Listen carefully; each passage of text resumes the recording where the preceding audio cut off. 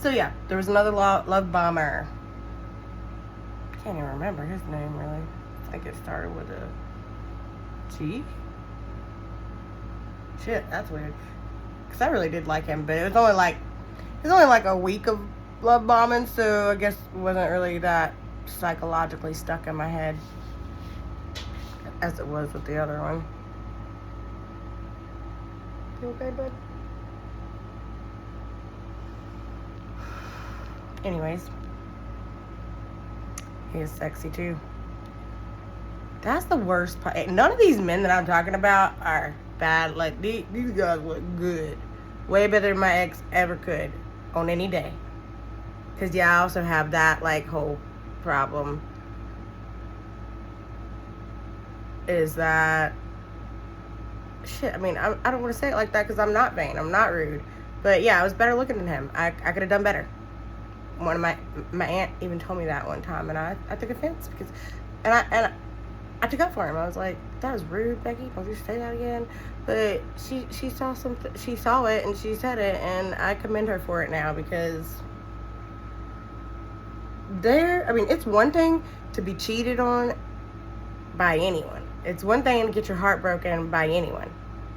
But when you get your heart broken by somebody that you know that you could have done better than in the first place, like, that's a whole nother kind of humbling. Like, whoo, like, insane, you know what I mean? Like, it's like, I shouldn't even give you a chance, and that's what you did to me? Like, that type of thing. But anyways, I think his name was Jeffrey. I don't friggin' know. Damn, I guess, yeah, we'll call him Jeff. He was, like, 49, and he was very attractive, but I wasn't quite sure I was attracted until he sent me a gym pic with the abs and stuff. I was like, oh yeah, with that, yeah, we could work with that, right?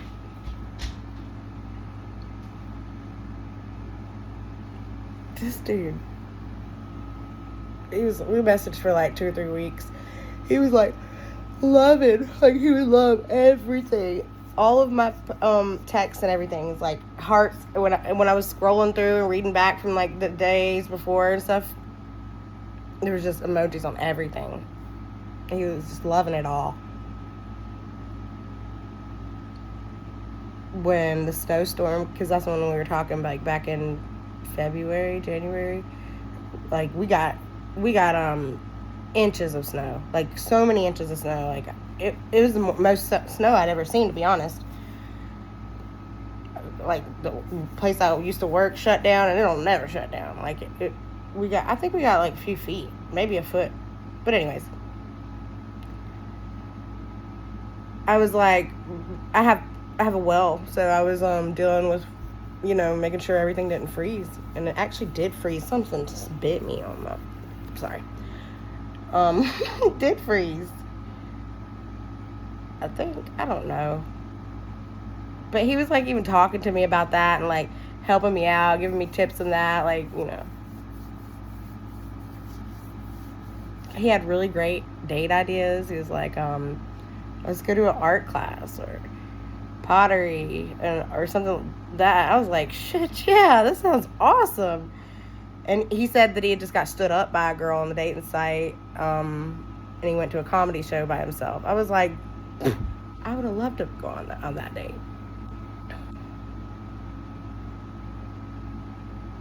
Okay, but what happened? We had one phone call after I told him why my relationship had ended, because my ex was pretty sure he cheated. Holy camole, yes, something just bit me big time. Oh my gosh, that's like a big whelp. It can't be a flea, can it? I don't know. Maybe a spider. Shit.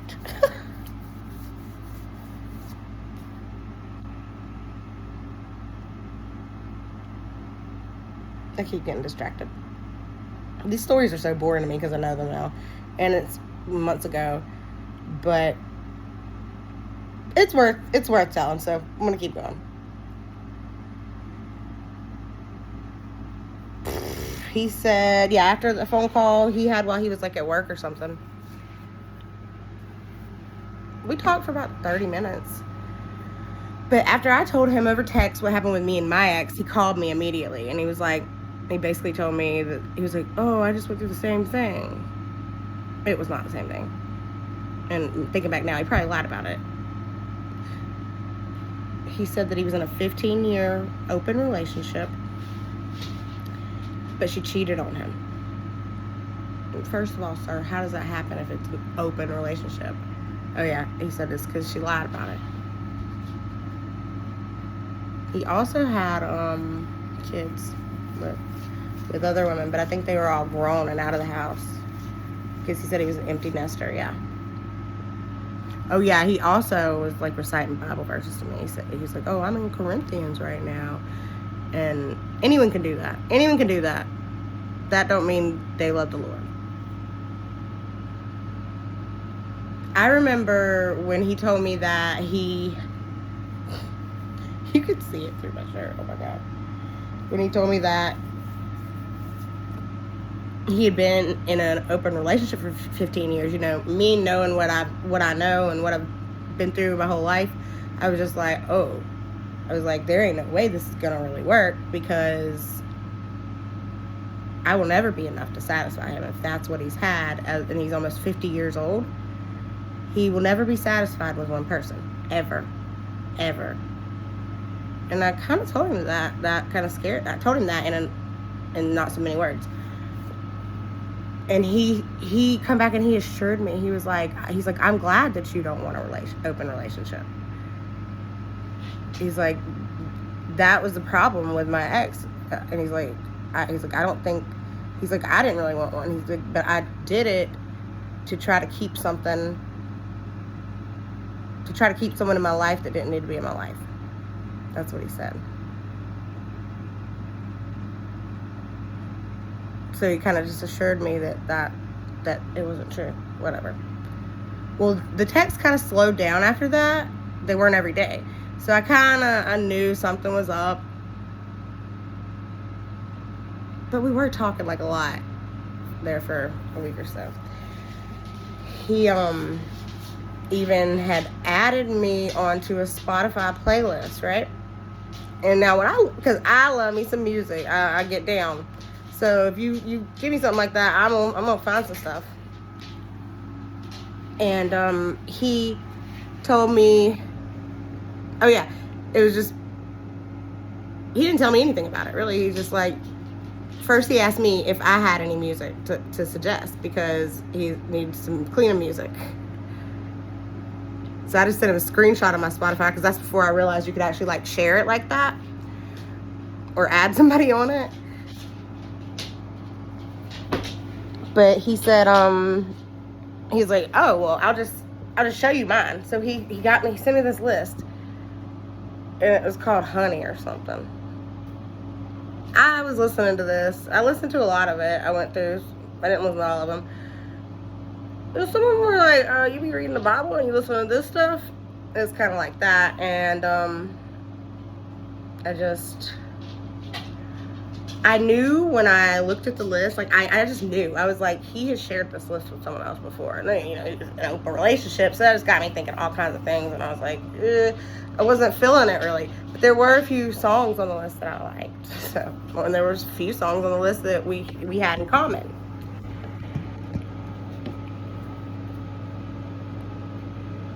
Trying to remember exactly how it happened.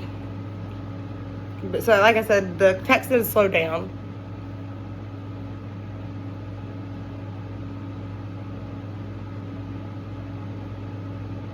I think I even told him that. I was like, yeah, because it slowed down a lot. Oh yeah, it was a Friday night, and he said he was going out to eat sushi by himself, but he'd been texting me good morning and good night. He did not text me good night that night.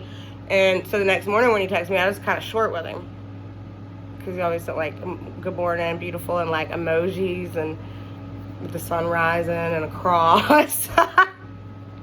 Oh. So when he didn't message me back that Friday night, I kind of already knew that like he was probably out with someone else or seeing someone else or whatever. So Saturday, I I told him, because I'm trying to practice, like, being real, being authentic, or just not holding it in, like, just talking about it, just talking to somebody about how you feel, because that should be normalized. Like, you shouldn't hold things in. No matter how crazy you think you're going to sound, just be real. People, just be real.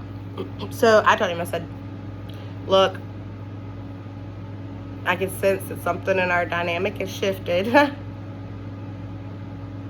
And I don't know exactly what it is. I don't know exactly everything I said, but it was something to that effect. And I was just like, and I told him that the inconsistency would not work for me at all. And he come back and he was like, I'm so sorry. I just had this going on and that going on. And I forgot, but you're right. I should have messaged you back Friday night. I was like, this sounds like a man who knows how to take some accountability, right? So I think I loved the message, and I said thanks, but thank you, and it's not too big of a deal. I just wanted to mention it. Don't ever do that. Don't ever make your statement smaller. It is a big deal. If you want to say it, it's a big deal. And he come back and he's like, can we talk later tonight? And I was like, yeah, I'd love to have another phone call. This motherfucker had me sitting on this couch like for an hour or two. It took me like at least a good hour and a half of just sitting there from the time he said he was going to call. And he was texting me. Like, he said he was going to call around 7, right after he got out of the shower. And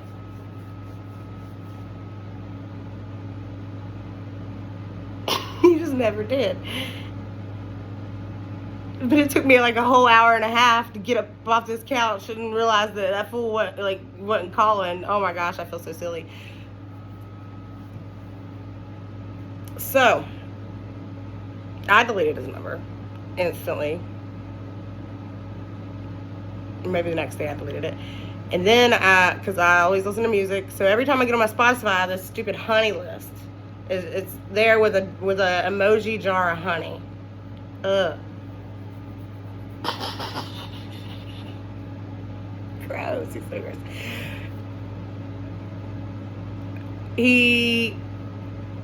So it's just there in my face, and I'm like trying to get rid of it. Then every time you click on it, it just shows up more, right? I didn't realize that. So I think I did I messaged him one time. I got drunk one night, and I was just like, hey, can you get the fuck off my Spotify? But after I deleted his message again, and I realized I had to stop clicking on the list to stop seeing it. But I thought you could delete it. I think it's still there, like in the bottom of my library, to be honest. There was one song that I liked, so I was like, I did go back to it for one more time to like look at the actual songs on it to find the song that I liked. And this motherfucker had two other women added to the Spotify list. One of them's name was like Anna Spankler or some shit, and I was just like, oh my god, he's such a liar. He's a liar. Probably what he told me in the beginning about being in a relationship, open relationship, but she cheated. I swear, I bet it was the other way around. I can almost guarantee it. Just saying. And he did not give me any bad feelings in the beginning because he didn't give me time to get a bad feeling. Oh, but one thing I did get with him and that other guy, the other love bomber, Jay, I had really crazy dreams. Like this guy that I'm talking about now, it was a crazy dream, and it had to do with an infant. That, like, the infant went missing.